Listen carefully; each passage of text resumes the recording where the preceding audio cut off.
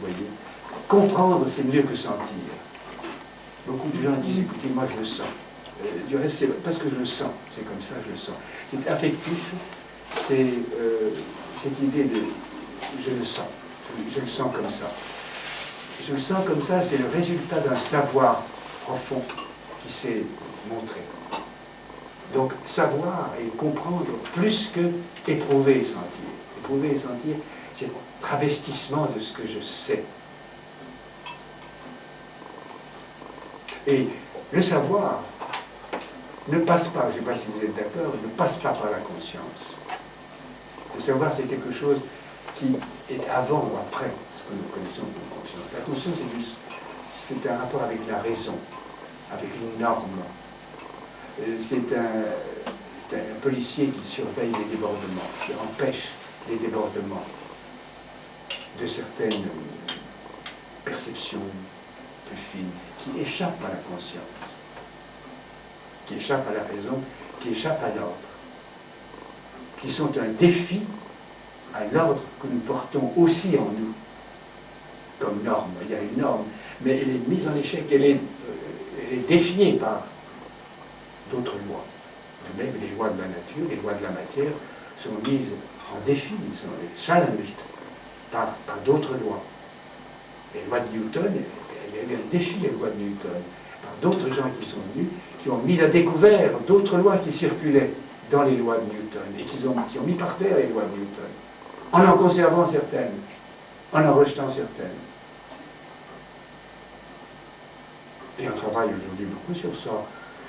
Et si on pouvait arriver à neutraliser la gravitation, comme on peut le faire pour la matière, qu'est-ce qui se passe? Si on décorporise le corps pour trouver un nouveau corps, un nouveau point d'appui pour le corps, qu'est-ce qui se passe dans la conscience humaine, dans l'homme?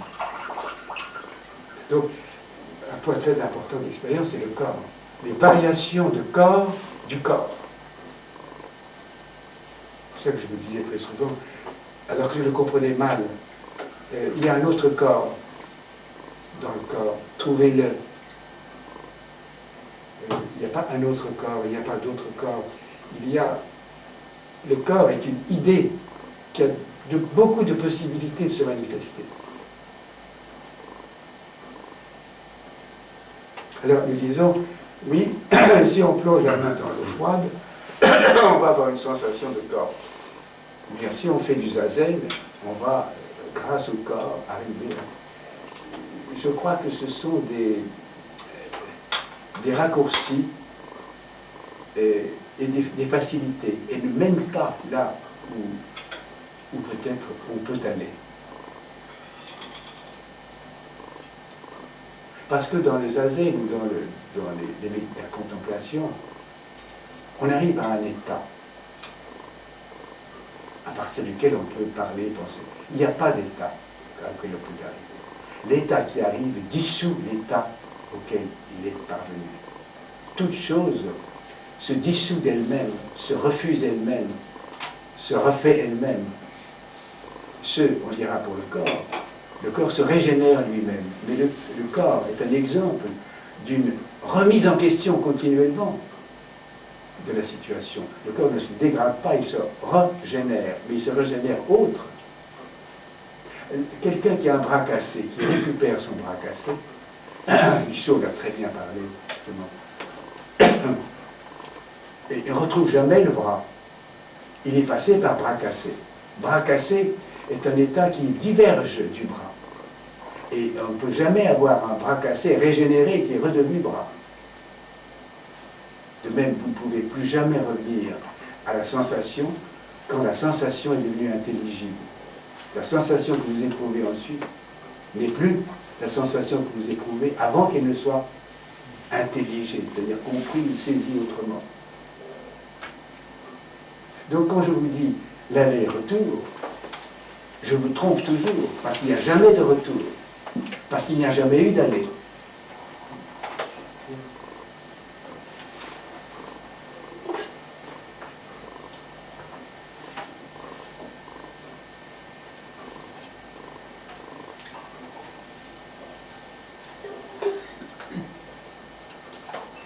C'est ce que je vous disais hier. Pour l'idée de l'aller et le retour, nous avons le sentiment d'être sortis d'un système, disons exilés, d'un état homme, au sens traditionnel. L'homme est exilé de lui-même, il est exilé, mais il n'a jamais habité l'endroit dont il est exilé. Donc il ne peut jamais revenir à un état paradisiaque, à un état parfait, à l'âge d'or ou le paradis, qui serait un retour à un commencement. Une fois qu'il est sorti, on dira pour Abraham, il va et ne revient plus, va en ligne droite. Et cette question d'Abraham se pose pour aujourd'hui les gens comme Hawking ou les gens et les chercheurs. Est-ce qu'il peut y avoir un retour? Est-ce que le temps est un temps cyclique? Il revient sur l'Inde, la Chine, le temps revient cyclique. Et la pensée est vraiment nouvelle, c'est jamais un retour sur soi-même, une complexification jusqu'à dissolution du système. L'homme devient si complexe qu'il dissout la réalité dont il part. Il ne redevient jamais un homme plus parfait, plus conscient, mieux adapté à la réalité, qui sait toutes choses. Non, il devient quelque chose d'autre. Avec quoi, pour le moment, nous avons des relations. C'est mon autre, on dira maintenant plein la bouche quand on dit c'est l'autre de moi-même. Mais cet autre, il se détache de plus en plus du même. La grande idée, c'était l'autre, c'est le même du même, ou c'est le même de l'autre. Mais il s'agit qu'il y a une divergence définitive. Ça parle d'une métamorphose très très profonde, d'une opération tout à fait importante, qui est la conversion de la matière en esprit, disons clairement les choses. C'est-à-dire en pur intelligible et non pas en développement du sensible. Il ne faut pas que la matière doit se développer, la matière doit se résorber, très probablement, dans ce qui l'a originée, dans ce qu'elle est. Elle est à partir de quoi? On dit le Big Bang, tout ça, mais on patauge complètement. Et avant le Big Bang, etc., et on revient à quelque chose d'indiscernable, incompréhensible.